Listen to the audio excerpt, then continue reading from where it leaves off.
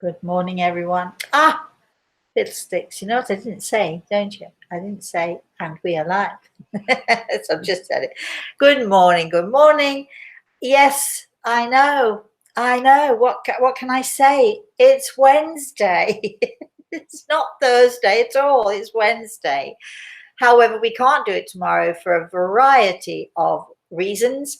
And so we're doing it on Wednesday because we didn't want to miss the show. We did want to give you a show this week. We did want to give people an opportunity to ask questions. So here we are. We don't know how many people are going to be watching today because I know so many of you put Thursdays aside for us. But anyway, we did try to let you know in time. And Carolyn, do we have so there we are. So we do. So some of you are here. So thank you for that. So before we begin, of course, I would like to say good morning to my spirit guide, Grey Eagle, who always is by my side here. The puppy disappeared again. He's over in the corner. But instead of the puppy, we have to my far right, Carolyn. Say good morning. Good morning, Carolyn. Good morning, Carolyn. Say good morning, Carolyn. Sorry, I didn't do it properly. Good morning, Carolyn. There we are. Not that she's replacing the dog by any means. But so here we are again, and we are raring to go. If I can say a few mentions, first of all, I would like to mention our darling Jan and to thank Bob so very, very much. I had a beautiful birthday card. Yes, it was my birthday on Sunday. If you missed that, you missed the opportunity to send me, I don't know, cards, gold, silver, diamonds. You had the opportunity, but you missed it. What can I say? Dark chocolate, liquid cherries. I'm trying to think of all the things I'd love to have had for my birthday, which of course I didn't get. I did get some cards though. And so what am I saying here? So Bob and Jan, our darling Jan, passed a few weeks ago, and prior to her passing, her wonderful husband Bob, if you're watching this, Bob, we love you so much, and I'm pretty sure Jan is watching, and we love Jan so very much. And I unexpectedly received a birthday card, and I don't open my birthday cards until the day. I think it was one of the best gifts I've ever received. And it was a wonderful message from Jan. Prior to her passing, Bob had said to her, would you like to send this card? Shall we send this card to Rosemary? So I had a lovely message from Jan prior to her passing in the card. And Bob, you were such a sweetheart to do that for me. I so appreciate it. And of course, you know that you are both always in my heart and in my prayers. So I do thank you for that. That made my birthday really very special. The thought that went into it at such a time when people are quite rightly only thinking of themselves. I was so overwhelmed that you found a little place in your lives to think about me too. So that was just beautiful. All right. So I thank you all the rest of you who sent well wishes, cards. I got lots of messages on FaceTime, Instagram, you name it. It was quite something, and I do appreciate all of you taking the time to make my day a very special day for me. We also, I'm going to put it up, I think later on today or maybe tomorrow on Instagram. I made some little tartlets, little teeny tartlets, because I made these things for my birthday. There's nobody else to make me a cake. I don't care for cake much anyway, even my own cakes. Here it comes, did you see him? I don't care for cake too much anyway, but even though I do like my own, I only will have a little sliver, but pastry is my downfall. And so I made some creme patissiere, which is a fancy name for custard, made with eggs, and really good. It was very, very good. I made orange creme patissiere, which I filled some little phyllo pastry cases with. No, I didn't make the pastry cases. I just bought them out of the freezer Walmart or somewhere, a grocery store, and filled them and topped them with little tiny oranges and sprinkled them with chocolate. Somewhere I've got a video of that. If I can sort it out, I'll send that to you. You'll be able to see that on Instagram or Facebook or wherever. I've finished waffling now. So I think it's time for me to be quiet for at least a minute or two.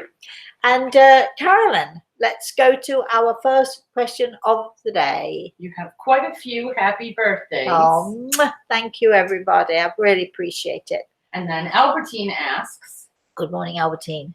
Dr. Eric Pearl's book, The Reconnection. I read this book in 2008, an interesting subject. Can the spirit world tell us if there is a difference in healing form? And happy birthday. Thank you. I'm not quite sure what you mean about a difference in healing form. There are many ways to give healing. There are many ways that we actually, as patients, can absorb healing. So there are lots of different practices, healing practices. To be honest with you, I think that all that is necessary to give healing is to send out your loving thoughts and to ask God, because we try to join our energy with that God force, with that God force that is out there, that force of healing, that force for good, that force for purity. And what we do when we give healing is we ask God, please allow us to combine our energy with that God force, with that universal God force, that healing force that is out there. But I always instill in my students very clearly, and you'll see if those of you who join me on my Facebook, on my healing page, once a week I do a live short recording, sending out healing to all of those patients who are on my healing list. But I always end that prayer and encourage my students and all of those who want to join with me with healing. I always end the prayer, dear God, I will to thy will. Because the truth of the matter is this: whatever way you give healing, some people like to have a laying on of hands. Some people like to do a more elaborate way of healing. Some patients feel that if it's not elaborately done, nothing is happening. So sometimes, if I have patients, I actually don't need to put my hands on a patient to send them healing, to give them healing, but the patient feels better for it. So I'm happy to do it. And I'm happy to make that stronger, if you like, connection. And it's only stronger because the patient feels the need for that. But the healing process does not necessarily require that. As a healer, as a person who gives healing, I try very hard to not ask, dear God, cure the cancer, dear God, do this, that, or the other. If I know that someone has a tumor, I will use visualization techniques, and I will visualize that tumor shrinking. I will use visualization techniques to see if I can help the patient on a physical level. But I would never say to God, dear God, please cure this person, because God knows much more than I do, much more than any healer on this planet knows. God knows what is better for that patient, what is right for that patient, and what we should be giving to that patient. So I always end my healing sessions with people, and I always end my healing prayers and my healing requests with, dear God, I will to thy will. In other words, whatever I will isn't important. What God wills is what matters. So I give my will over to God for him to decide what is right for the patient. So if you're asking, Albertine, are there, different ways of healing? There are. Many cultures have their own methods and their own ways. The Native American culture, for instance, had their rituals and their rites and so on, invoking all sorts of different spiritual energies, and people can do that. And absolutely, whatever works, it works. Whatever works, we'll take it. I don't do the rituals, I don't do the dancing, I don't prepare the room necessarily, but I do prepare my own self, I do prepare my own soul, and I do prepare my own energy, because it's important to me when I'm sending out my energy, or combining my energy with that God energy, that God force, that the energy that I send out can be as pure and as bright and as vibrant and as powerful as I can make it. So that's the only thing that I do. But I haven't read the book that you mentioned, but there are lots of different ways that we approach this subject. Whatever works for you is what works for you. Let's have our next question. Sharon writes, Good morning, Sharon. I'm leaving for my first European river cruise on the Rhine River in 9 days. Wow. I asked my late husband to join me, but feel he'd be there anyway. I think so. Wishful thinking? Or no, not wishful thinking. And she says she's asking because maybe he has tasks to do on the other side. Oh, I think we all have things to do. We have things that we need to do, and we have things that we want to do. But if you've asked him already to join you, I'm pretty sure that he will. He might not be there 24/7. Don't expect that necessarily. But in those moments when you need him, in those moments when you're enjoying things, in those moments when he wants to enjoy certain moments with you, he will be there. So listen carefully. Look hard, not too hard. Don't stress. He'll be there. Let's have our next question. Nettie writes, Morning, Nettie. What is the difference between a mind reader and a psychic? A huge difference. And well, let me sort of the word psychic. Let's tackle that word first of all. People can be psychic. People can see things. People can be aware of things. Being psychic just generally means that your sixth senses honed or tuned in. It could be that your five senses or some of your five senses are tuned to certain things. It certainly does not mean that you talk to people who have died. Being psychic does not mean that you are a medium. It's a very different thing. What the difference between psychic and what was it? A mind reader. A mind reader. Well, years and years and years ago, I sat in a room and we had a guest speaker, a guy and his wife who came, and he would hold up cards. She would be sitting at the other side of the room with the back to him. I'm sure you've either seen this stuff go on or you've heard about it going on. She would sit at the far end of the room with her back to him. And he would hold up the cards for us all to see, or he'd sometimes hold up objects for us all to see. And she would be able to connect with his mind, and that's mind reading. These two people would have a connection, and nothing to do with being psychic, simply like minds being able to connect. And their energy was the same, being able to connect. But it's not, as far as I'm aware, anything to do with being psychic. Being psychic means that you're sensing, feeling, being aware of things beyond this earth, or that you're sensing, feeling, or being aware of things that are connected with the soul, which makes it a spiritual or a psychic connection. Being a medium is vastly different than either mind reading or being psychic. However, there is a kind of a mind reading connection that goes on when a medium makes a connection with someone in the spirit world. Again, it's like minds communicating.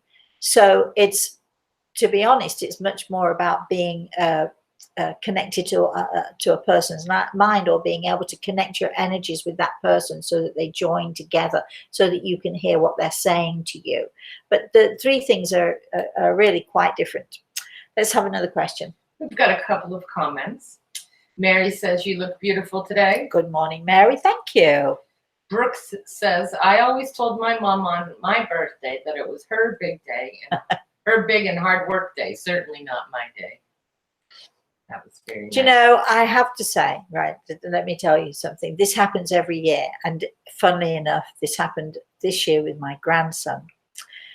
Every year since my daughter's been born, and she's not old by any means, of course she's not, because I'm not, but it's been a lot of years. It's well over 40 years that she's been on this earth.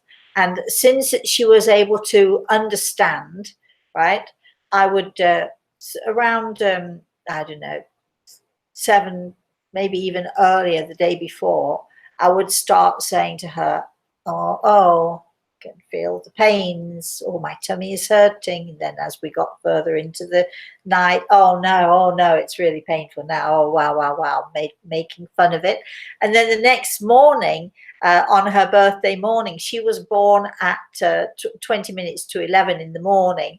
And at a sort of 10 o'clock, whether she was with me or whether I had to call her, I'd call her and say, are you coming? Oh my gosh, the labor pains are really tough now. So it was always, her birthday was always about my agony, I suppose. But we would laugh about it. We'd laugh so hard about it. So this year, Samantha must have told my grandson Reese. So he called me up, and it was probably 10 in the morning on his mum's birthday. And he said to me, Mosey, how are you feeling? He's 6. Mosey, how are you feeling? I said, I'm fine, darling. And then all of a sudden, you are, he said. I said, oh, no, wait. Oh, no, I got tummy pains. And he laughed, and my daughter laughed. And she'd been telling him the fun that we have on her birthday, just reminding her that mothers do go through some tough times to have our children, but they are very, very well worth it at the end of the day. That's what I think anyway. So I do get what this lady's saying. My daughter's birthday is all about my daughter. I try to make it all about my daughter, but it's fun to have fun. And just a reminder that, I did suffer a great deal in order to get her. You've got to put that guilt on your kid. I'm not Jewish, but here I am using Jewish guilt, right? It's like Jewish mothers are well known for their Jewish guilt. So I guess that's what I'm doing. But we have fun with it. And now Reese is joining in as well, which is even more fun. So I do get what she's saying. Right, next question. Wanda writes in. Good morning, Wanda. I wonder why I tell people my private situations, my private experiences. But anyway, I guess I'm just human, right? It makes you. Oh, really? Oh, okay. I found you. Wanda, good morning. I found you through my mom. Her name is Rose, and after she passed, she seemed to be sending me messages through eagles. I was confused, and I used Google for everything. I Googled Eagle and Rose, and I found you in your book. Oh, lovely. I have read it. It has been life-changing for me. Thank you. And she Wanda says she's wondering why my angels and my mother used eagles to guide me. Is it real, the connection that I feel with those eagles? I am very much afraid of birds.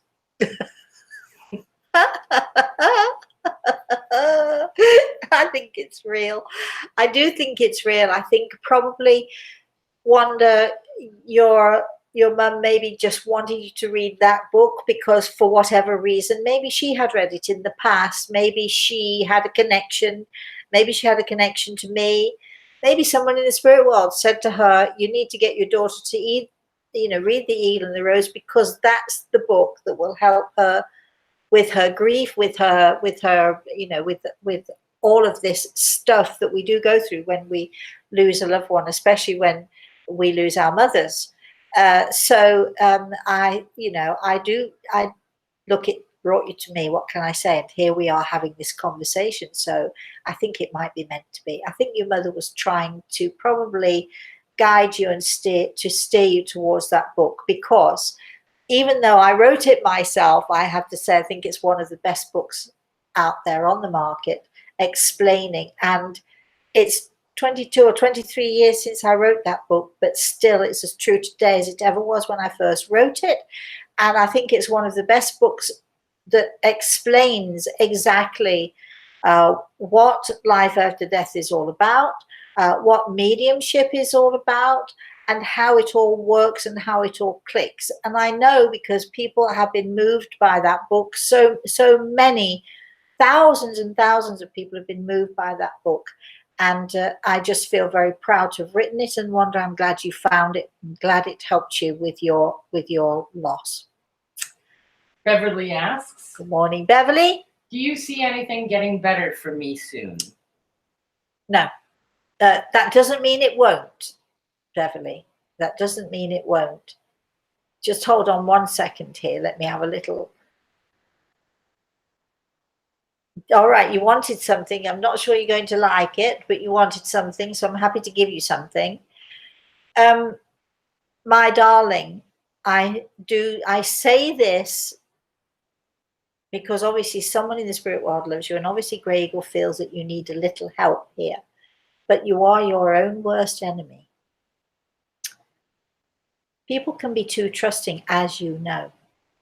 It's very hard if you're a trusting person. It's very hard if you're a loving person. It's also very hard if you're a person who needs. And I think you're a person who needs. I have a neighbor, and I actually said to him yesterday, you're a very needy person. He happens to be married to a woman who fulfills those needs for him. Some of us are just very needy people. And that neediness often leads us into situations, and it leads us into relationships that aren't always good for us or aren't always right for us. Those people who are needy people tend to jump into things too soon and don't think. So what I'm saying to you, what I'm going to say to you here, my love, is take a step back from your life, from all of it, from everything that is happening. Take an emotional step back, start to look at things, start to figure out what it is that you really actually want in life, what it is that you really actually want to happen in your life. And this is not just for you, Wanda, this is for everybody out there who resonates with what I'm saying now. Sometimes we're so emotionally steeped in a thing that we can't always see clearly.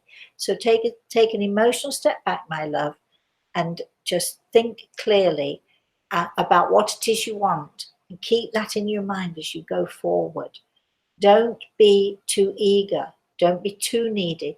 Don't be too desperate. It'll work out, but you need to take a little step back, take a breath, and move forward. You'll be fine eventually if you do that. I promise you, you will. Twiggy Leaf has a question. Good morning, Twiggy Leaf. Is there anything to horoscopes, or is that mostly nonsense?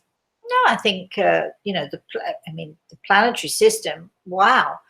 I knew a lady many years ago who was very scientific in her approach to the stars, the alignment of the stars, what time a person's born.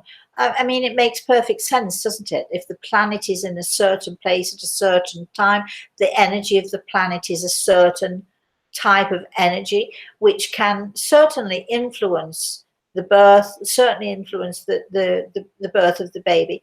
What I think is nonsense, which I do think is nonsense over every single topic, every type of, let's say, psychic, spiritual, or sort of this genre. I'm not quite sure even what it's called, but there are people who know what they're doing and they're real, and they do really well, and they do a really good job. And then there are other people who really don't know what they're doing. They're either extremely well-meaning, they are very sincere, but they still don't know what they're doing. It's called a little knowledge, and a little knowledge, as we all know, is a dangerous thing. There are people who do what I do who should never be let loose, because again, a little knowledge is a dangerous thing. And then there are those people who deliberately set out to cheat, to lie, and it's all about the money and the money they make, and so on and so forth. Years and years ago, when I first came to America, I was fortunate enough to be introduced to the William Morris Agency, and I was also fortunate enough for them to take me on as a client. And without really knowing too much about me, my agent and another agent in the William Morris Agency said to me, you need to go on this particular show. I call it whatever I call it. It's a psychic show. Dial a Psychic. I don't know what it's actually called, but they had psychics on, and people could dial up and you got a minute or you got 5 minutes of a psychic's time where you paid a great deal of money. And my agents, both of them, the two of them said to me, you could make millions doing this because I have a good presence and I have this and that and so on and so forth. You could make millions at this. This is where we need to put you. This is before they really knew me. This is where we need to put you. And I said, thank you very much, but no, thank you, it's not for me. And they were aghast. But you can make millions. And I said to them, and I'm saying now to you and to all of you out there who come to see somebody like me or want to be involved with astrology or whatever, it's not about the money. Of course we need the money, of course we do, we all do, we've got to pay our bills and so on. But I said to these two ladies, and it holds true today, it's not about anything other than my integrity. And it is my integrity that matters to me. And you may not see my integrity. Those people who listen to me who don't believe, they certainly don't see anything about integrity in this. But it's about me. It's about what I feel. It's about me knowing that I'm doing the right thing. And I always have said to people, not only do I not want to fool other people, the last person I want to fool is myself. I don't want to sort of, arrive at the pearly gates and God says, you got that all wrong. I mean, so it's about me making sure that I have integrity, that I remain with my integrity, that I'm responsible in what I do. So when you're looking for someone or you're exploring, just remember that. Remember that is the most important thing that someone like myself should have. Let's have a next question, shall we? Adrian asks. Good morning, Adrian. Good morning. If someone has a mental disability like Down syndrome, do they still have it once they go to heaven? I was so tempted to just give you my answer because I think I know the answer. But I'm going to be checking with Gregor because this is a huge topic here. Okay. I don't know if you've ever been around kids who have Down syndrome. There is a theory that every family ought to have a child who has Down syndrome because they are the most loving and they are the most caring. And as much as they have all sorts of issues, they bring great joy to those around them. So their soul is beautiful. Their light is incredible. So do we look upon Down syndrome people with as people with disability, or do we look at them as people who have something that is extra? And we find that with a lot of physically disabled people, they have this joy or this presence around them, or they bring out in the rest of us a sensitivity or a need to help or a need to be able to communicate or to give something. They bring out the best in us. Are they disabled, or do they have that something extra, something pure and beautiful which they're sharing with us because they bring out that best in us? Are they earth angels bringing out the best in us? I could go on and on with this topic forever and ever, but let me say this. Those who seem to be disabled, yes, physically, maybe you would say that they are, but spiritually, I think, take a look at ourselves on a spiritual level. Are we spiritually disabled? So many of us really are. I would rather be physically disabled than spiritually disabled. Easy to say that because I'm not, but thinking about it, those people who are seemingly physically disabled bring joy, light, beauty. They bring so much to us. And of course, when they leave this earth, they are not going to take with them that physical disability. They are going to be even more bright and even more joyful. We can learn so much from them. I'd love to hear comments from people about that, because I know that there are a lot of people who feel differently. So I'd love to hear what people have to think about that. Yes. Adrian just commented and said it was my great uncle that had it.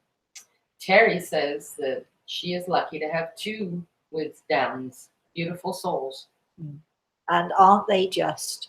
And they give so much. But I think the most important thing is they give so much to us, but they bring out the best in us, the most gentle, the most loving, the empathy, the sympathy, all of those things that as human beings we've learned to be afraid of showing. Those kids can bring out those people, whatever their disability, they can bring out the very best in us. I have just a really cute, quick story about a child with a disability. Knock yourself out. Do you want to tell a story? Do you want to be on camera for this? No, I'm good. Thank you. I have a friend who babysits a little girl. She's about 18 months, and she was born with just a half an arm and multiple other disabilities. But another little boy that she babysits, he's 4. He came up to the little girl, and he took her by her arm, and he said, "Oh, poor baby." And then he proceeded to try to find the little girl's arm, walking around the arm. Baby, where's your arm? Isn't that? And I just thought, oh my gosh, that's pure love. But bringing out the best in us. Yes. This is what I'm saying. Yeah. That little girl brought out the best in that little boy. Yes. And I think that's what people who have disabilities, they do for us if we allow them to. They bring out the best in us. Thank you for that story. Very cute story. Marlies. Morning, Marlies. Hi, Rosemary. I found you. I'm so happy. Could you please tell me if I'll find love again? Bless you. Boy, you have found love again. What's the matter with you? We're sending you lots of love. But I know exactly what you mean. I am asking Grey Eagle his opinion in this. And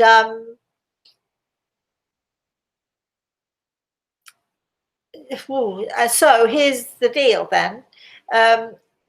You're a person who has a lot of love to give, but for some reason or another you shy away from it. You don't always like to let that within you, or that light within you, shine out.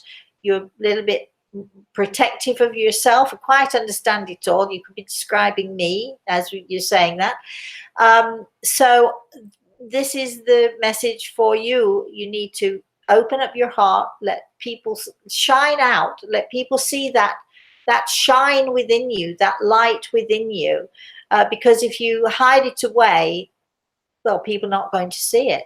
When you let your light shine out, people are drawn to you, and the potential for love becomes great. That's as much as I'm going to say there. Let's have another question. Yes. It's just a phone number. Carolyn is sort of, what's going on there? She's got all questions, so let's have a look. What's going on? You can tell because every now and again she sort of lifts her shoulders and her eyebrows go up, so she's looking at something. So what are you looking at? Okay, well, Violet has a question. Good morning, Violet. Is there such a thing as being an empath? Feeling what other people are feeling, such as emotional trauma. An empath is a person who, we've talked about sensitivity before. I grew up with people saying to me, mother, father, husbands, or sisters, brothers, all that. The problem with you, when somebody says the trouble with you, or the problem with you is, and then they're going to dish up something, is that you're too sensitive, you're oversensitive. You're too affected by other people, etc., etc. Well, I always tell people there is no such thing as being too sensitive or oversensitive. Being an ultra sensitive person is the best thing to be. It's hurtful. It hurts. Yes, it does. It hurts. However, people who are ultra sensitive are the best, the nicest, the kindest people. They have empathy, they have sympathy, they know how to give, and they know how to give of themselves. A lot of people have learned to shove that sensitivity, bury it inside of them, because they've been told again and again and again, the problem with you is, that you're too sensitive. An empath, or an empathetic person. There's a difference between being empathetic and being an empath. An empath is that person who feels despite themselves. Very often they can't help themselves. It just is, it's like pain levels, I suppose. Everybody has their own threshold of pain, don't they? Some people feel a pinprick as nothing at all, and others, like myself, will scream blue murder if you prick me with a pin, because my threshold of pain is extremely low. So being empathetic to the point where you are an empath and you do feel other people's pains and hurts, and even with animals you will feel their pains and hurts. It can be very difficult. But I forgot what the question is. Is there such a thing? Yes, there is. I can if we ourselves are an empath, I think that's the way to say it. I'm not sure if my English is correct there, but there are ways and means that you can protect yourself using, again, I mentioned earlier, using the power of visualization. Visualization is a very important technique. When I teach my students, my first lesson is about meditation, and it's really learning discipline, and it's also teaching them the art of visualization techniques. It's one of the most important lessons, because those visualization techniques become very, very important as we go through our training and through our exercises. But there are things that an empath can do to protect themselves somewhat. But you can't be too empathetic. You can't be too sympathetic. As long as you've got common sense, those things are very important to us as caring and loving human beings. So another question. Well, I suppose the look on my face, this is going to go to soul signs, is because I remember last week Violet saying that she is a peacemaker. She is a peacemaker. Growing up, I repeated, I am also a peacemaker. I remember saying numerous times, what did I just get extra empathy? Why do I myself feel that I am very far too empathetic? So the question is, are certain soul signs more inclined to be empathetic? Yes, definitely. Yes. That's as much as I can say about that. Some people have an energy.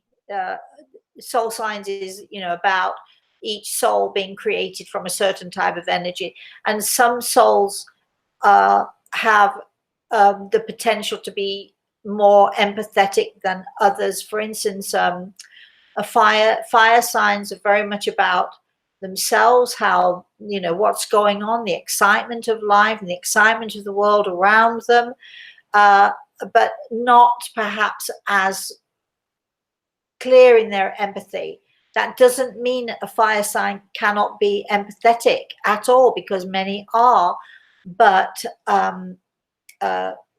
certainly a peacemaker is more inclined to be empathetic towards their family, because for a peacemaker soul, it's all about the family.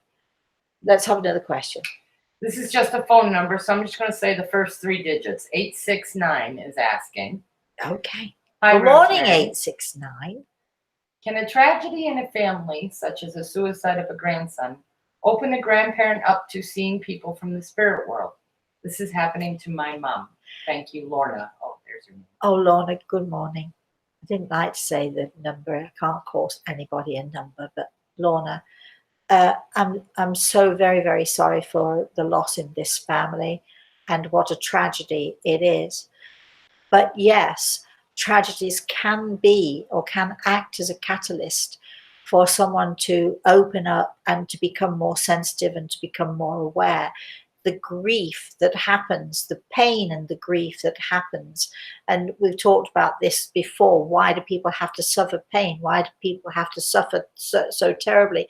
Because it is a gift, an unwanted gift, absolutely an unwanted gift, but nevertheless a gift. And sometimes that gift can make us so much more sensitive, so much more aware, and certainly can unlock that part of us that we've perhaps suppressed in the past.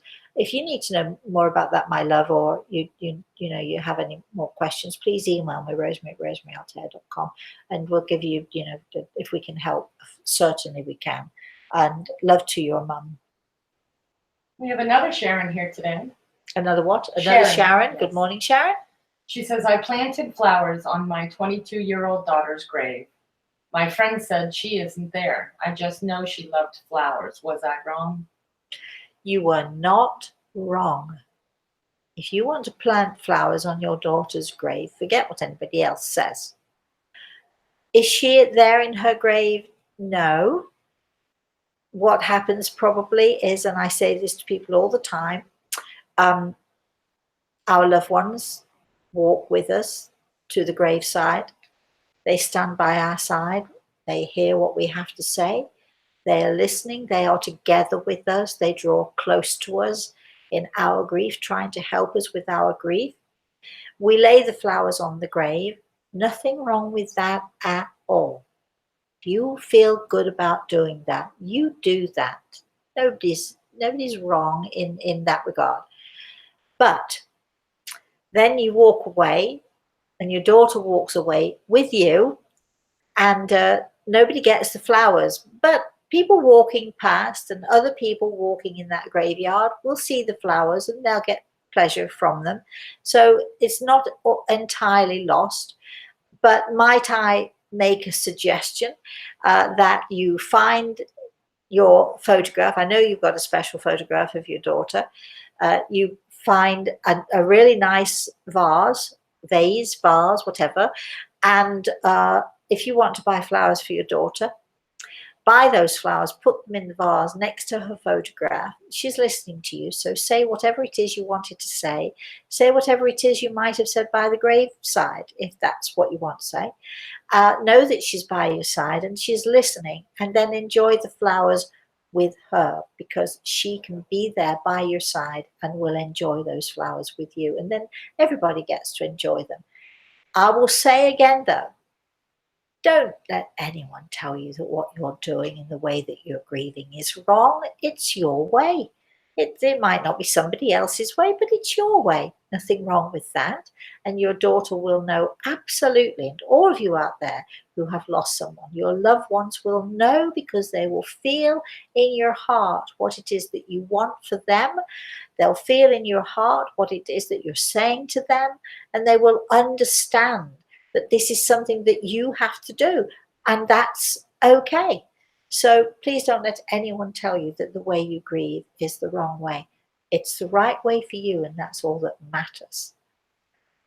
Let's have another question. Denise. And by the way, thank you for writing in to us, because I know that might have been difficult for you to ask that question. Denise. Good morning, Denise. Says, hello, Grey Eagle. Is it wrong? Hey, hold on. What about me? It's all about Grey Eagle. Is it wrong to like to watch you just to hear him? No, absolutely not. I see. I'm second place here, as I should be, because let me say something. And I'm laughing about it, but let me say that he is the wisest of wise people. He's the wisest person I know. He is the most protective person I know. He was the first one to wish me a happy birthday. He's always there for me, but he's always there for others. So if you're asking a question that is important to you, I always check with Grey Eagle to make sure that I'm answering in the correct way. And thank you so much for loving him as much as I do.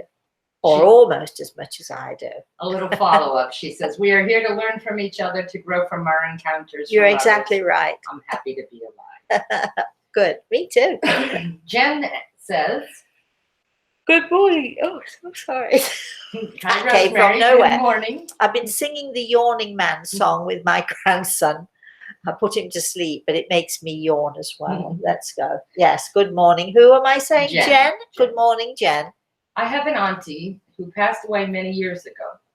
They hired a medium before and did a mediumship, but she was crying. I'm sorry, what? Say, could you? Good morning. I have an auntie Yes. who passed away many years ago. Yes. They hired a medium before and did a mediumship, but she was crying. And many years ago, a friend of my uncle saw her on the lounge sobbing, which he never knew she was not living. Is there any message she wants to say? Do we need to worry about it? What can we do to stop her from crying? Okay, so it's the aunt who's crying, not the Yes. medium who's crying. I wasn't quite sure about that. And what is this, Jen? Is this Jen? Jen.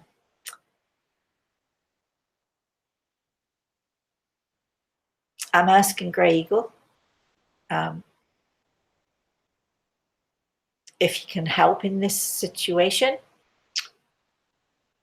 So it's the aunt who has passed.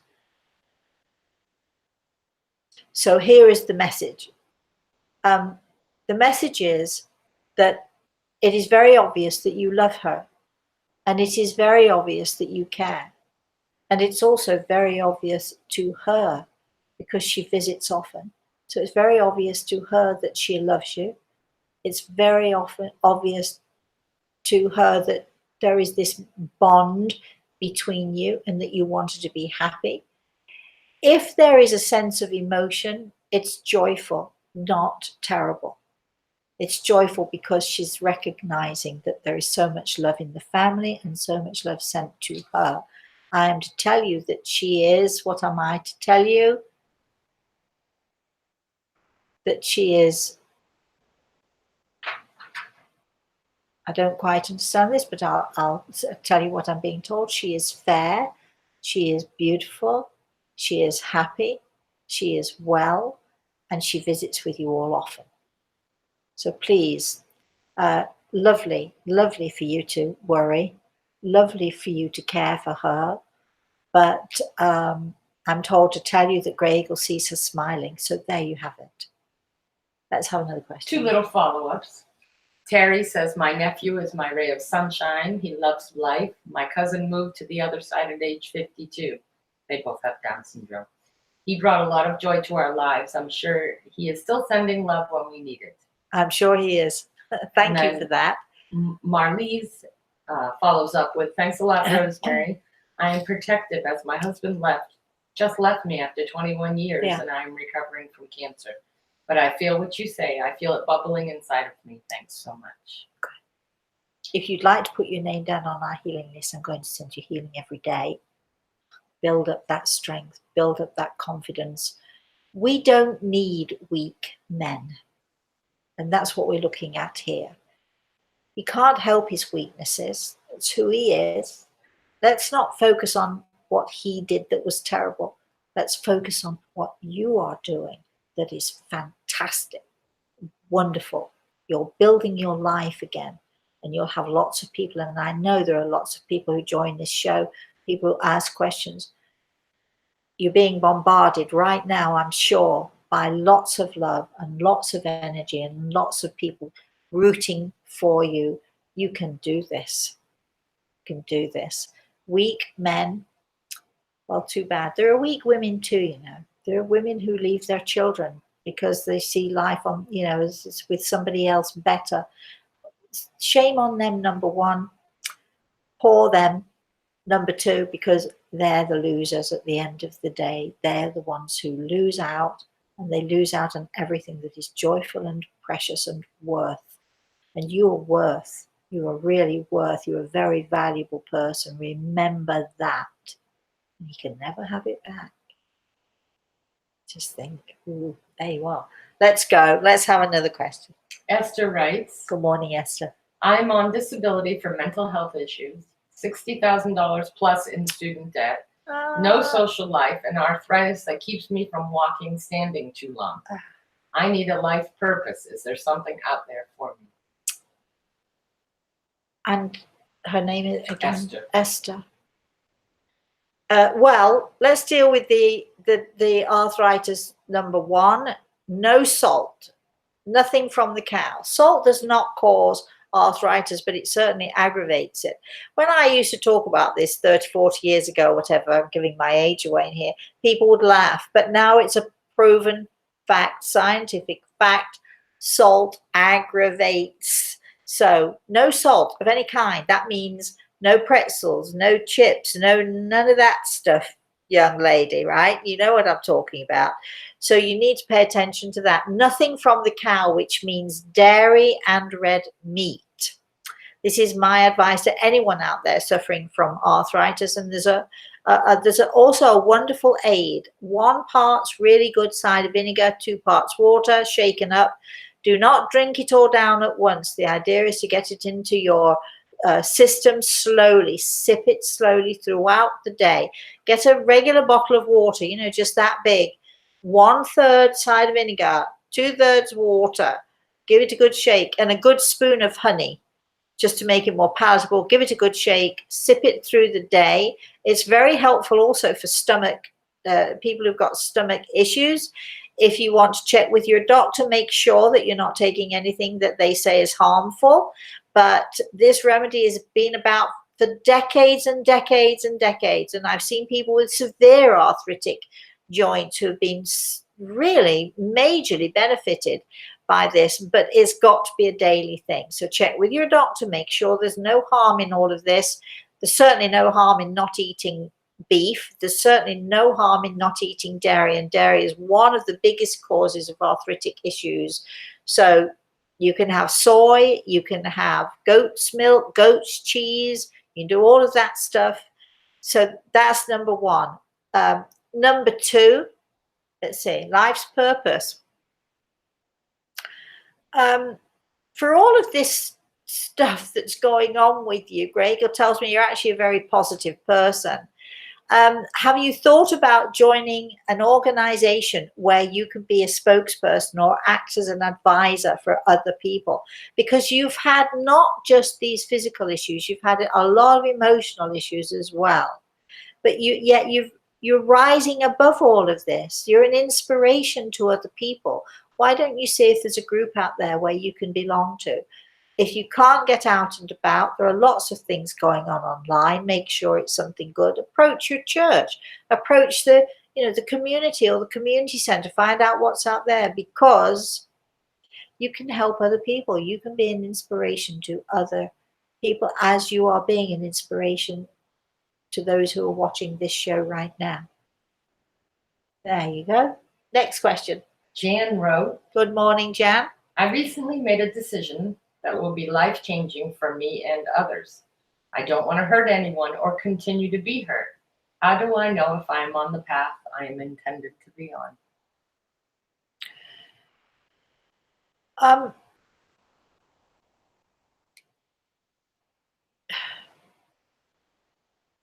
I think that, and I'm listening to the way you put this to me, I think you know it within you that you're doing the right thing.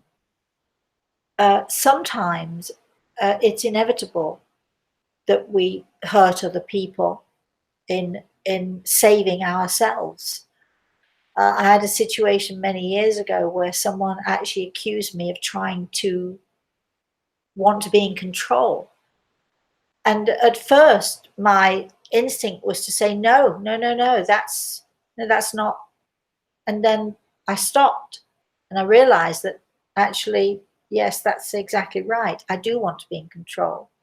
But I said to this person, it's not that I want to be in control of you. I simply want to be in control of my own self. I want to be in control of my own emotions. And I don't want this, continual up and down emotional roller coaster that I'm on. I have to get off it to save myself, to benefit myself. I was very aware that what I was saying was hurting that person, but that person was living their life regardless of how much hurt I was going through. So sometimes you have to make a decision that might be hurtful, but as long as you make it as painless for other people as possible, there are times when we have to make a decision where we just simply have to save ourselves and it becomes about us. It's all very well to make sacrifices. We've all, as mothers and fathers, made sacrifices for our children. But eventually our kids grow up and they leave home, and then we're left with this life that we don't want. And yes, of course, as parents, we make sacrifices, and we ought to. But there comes a time when we don't have to make those sacrifices anymore. And we just simply have to look at ourselves and feel to do something that is right for us. Try not to leave too many bodies scattered in your wake. Try not to leave too many people hurt. To those people you care about, sit them down and explain why you're doing what you're doing and ask for their support and their help in doing it. If they love you, they'll give you that support. If they're all about themselves, they will not. And so therefore, you're making the decision to walk away is the right one, isn't it? So, for those you love and you care about, sit them down and explain why you're making this decision. Again, if they love you and they care about you, they will encourage you. You've got to be your own person. Try not to devastate too many people in making your decision. Be gentle with people. Don't do it. Don't do it to hurt other people. Do it because it's the right thing for you. Carol wrote. Morning, Carol. Hi, Rosemary. We talked and you had told me that I had to get out there. I did, and this man let me know how old he is, and other stuff took me off guard. Oh, I almost melted as he is younger. Is he for me? So now you can share your little... What? Oh. Didn't you get hit on recently or something? Oh, thank you. Thank you so much for that. Nobody hits on me because everybody's terrified of me. I don't have a man in my life because everybody is terrified of me. Either they see me as a challenge, and once won, off they go, or they see me as some scary person who knows exactly what they're thinking and they run a mile. This is not about me. Thank you very much, and it's so funny. Thank you so much for sharing that with everybody, Caroline. I really appreciate that little piece of privacy just put out there.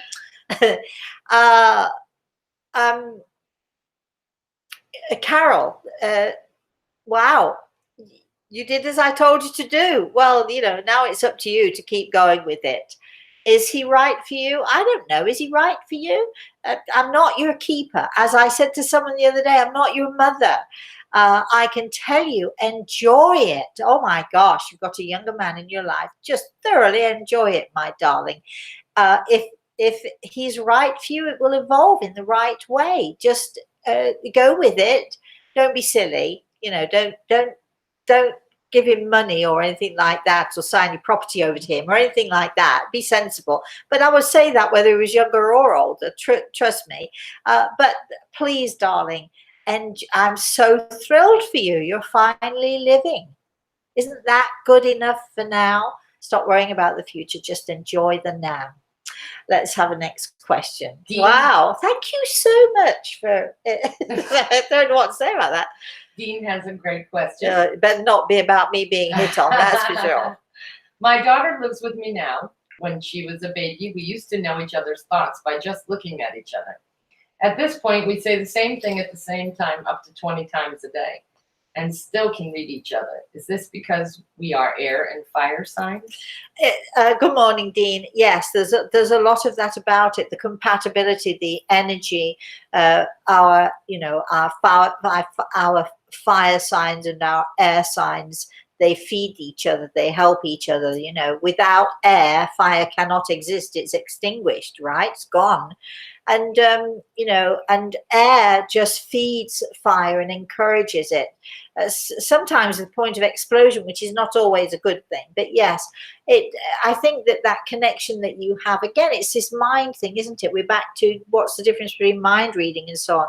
But there are certain people that we have that total, absolute connection with. Years ago, I can remember I went to bed this particular night, and as I put my head on the pillow, I noticed something in my vision, this vision.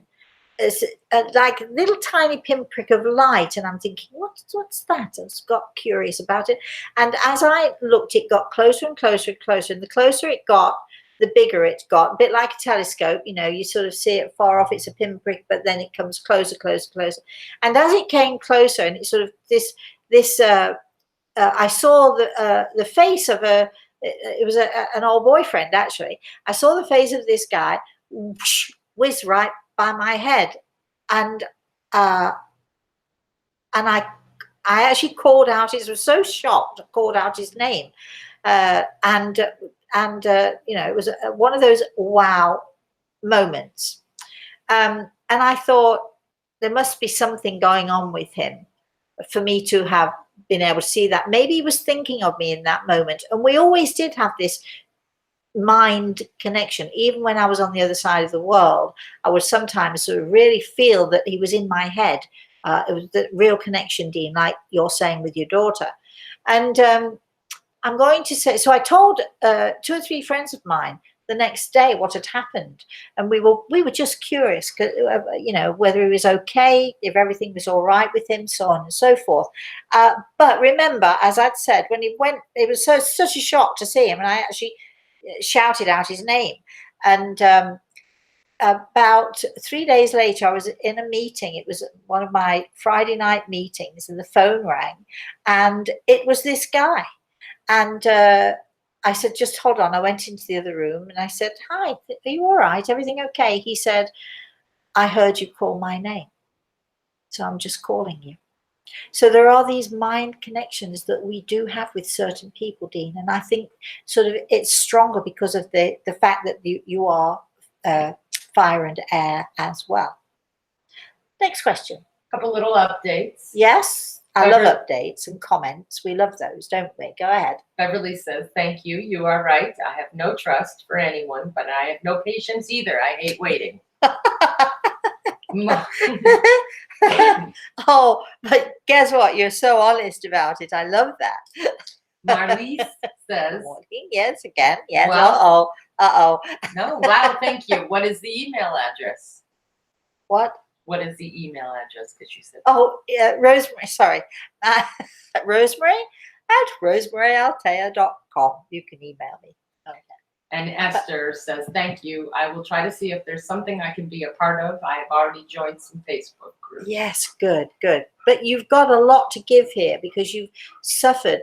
And, you know, there are a lot of people who, you know, have all sorts of things happen to them. And then they find a way somehow to share because what you have gone through and what you're gaining strength from, other people are still to go through, and some people are going through right at this moment. And to hear from someone who has had that same experience can give them strength, and they can give them inspiration. And I think that's your purpose. Absolutely. 2 more comments. Jan says, thank you, Rosemary. I was on the same page. Just often second guess myself because of the responsibilities we all have. I know. It's so hard to make those decisions that you know are going to affect other people, but you'll be fine. And Carol says, thank you, Rosemary. I will do as you say, but a younger man still bothers me. Wish me good luck. Stop with that. What's the matter with you? I once had a young... Now we're really getting personal. I might have had a younger man more than once. It was so much fun, and he was a few years ago, and he was a lot younger than me. And I went to a barbecue, and I invited him along because we met there.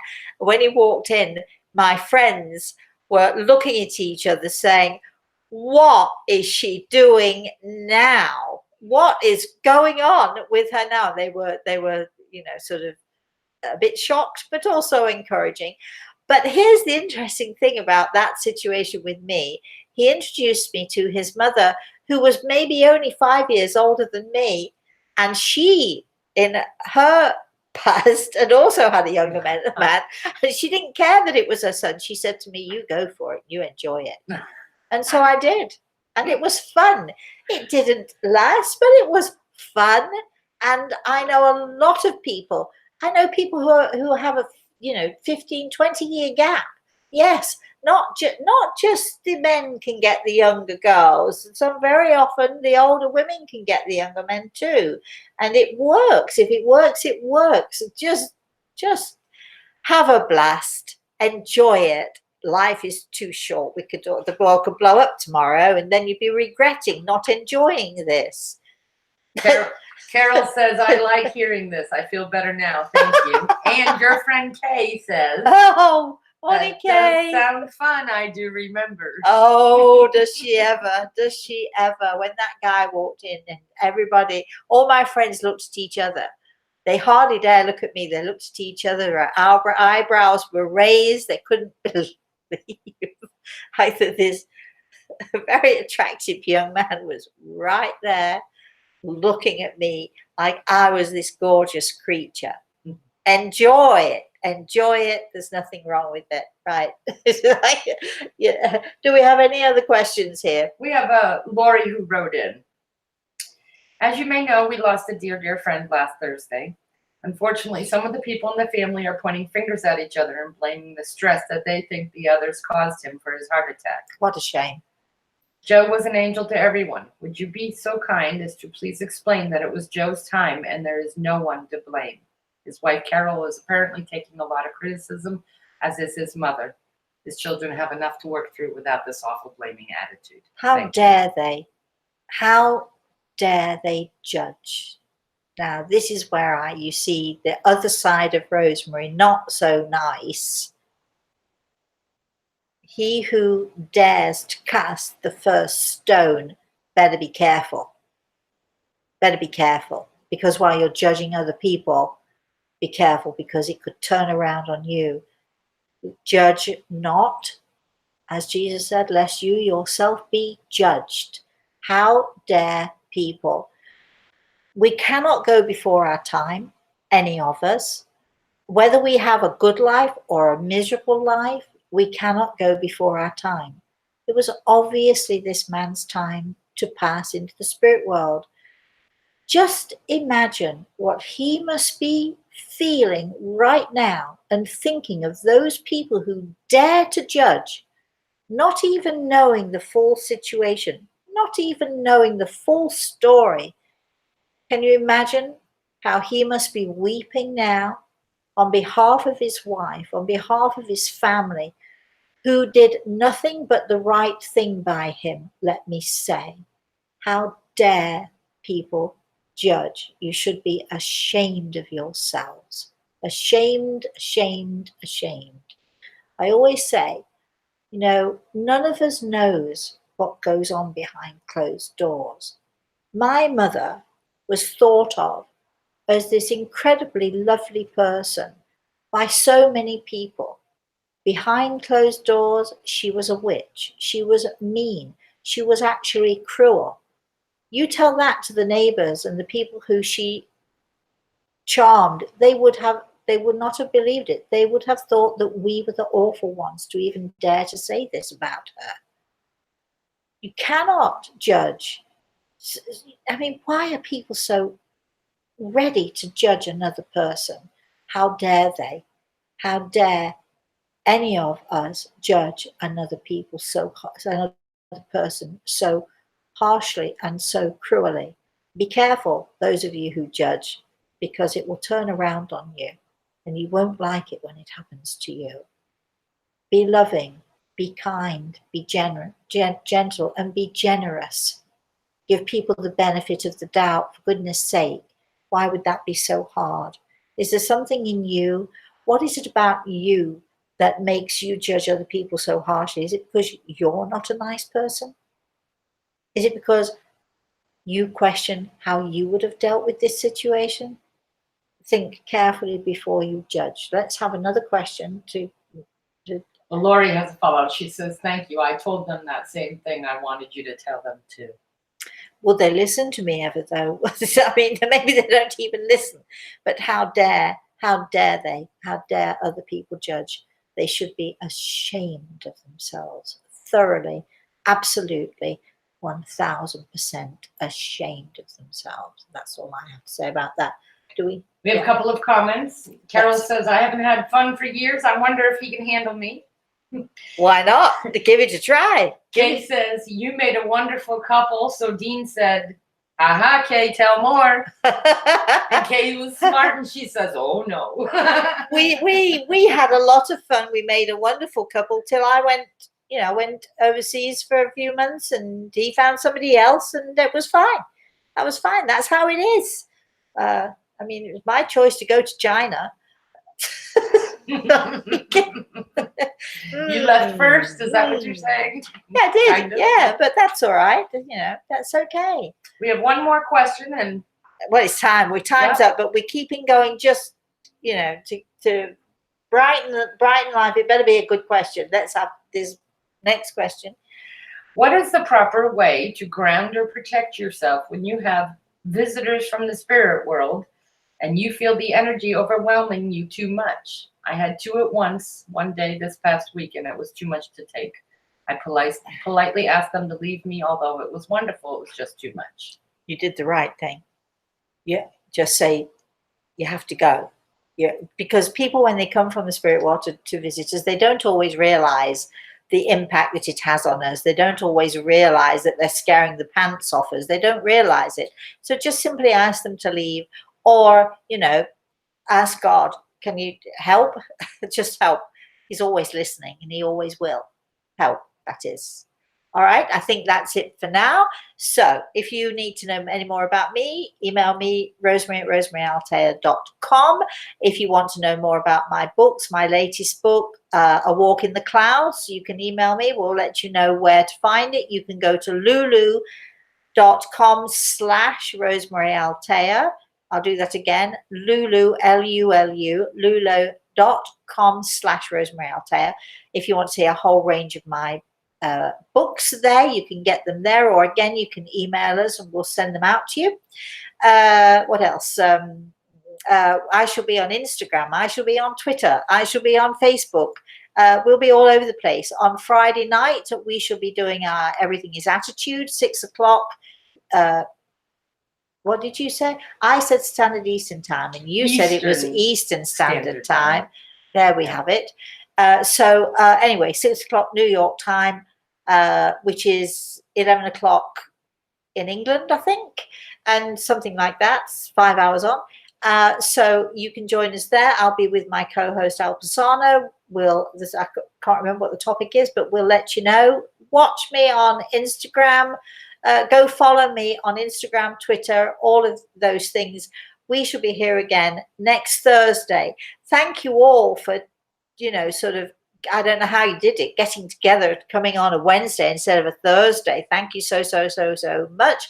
Thank you for all of you who've been live. Thank you for the questions, and thank you to all of you who are watching this. We hope we have inspired you. We hope we have given you hope and joy, and we hope you've had fun. Until I see you again, wherever it is that I see you again, would you please have a very, where are we? Let's find the arrow there. There it is. There we go. Please would you have a very, very blessed day.